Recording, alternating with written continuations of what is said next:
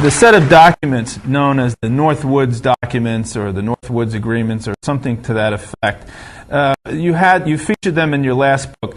Since we're talking a pretext for war, that certainly was a pretext for war in the early 60s. Can we speak about that for a moment?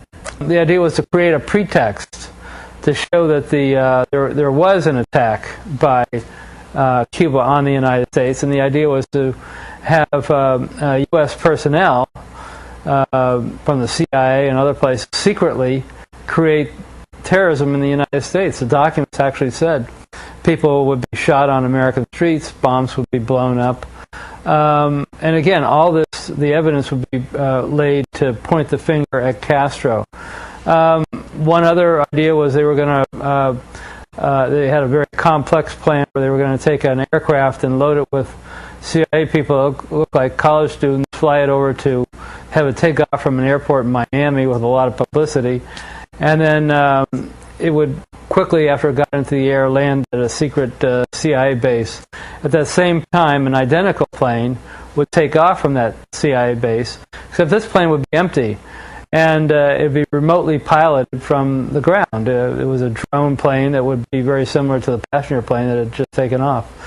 And once the plane was over Cuba, there was going to be a tape recorder that would have played a distress call into a microphone saying help we're being shot at. And a few minutes later, once the plane was over the Caribbean Sea after it passed over Cuba, it would have somebody would have pressed a button on the ground, blowing up the plane, and they would have blamed Cuba for killing a plane load of American college students.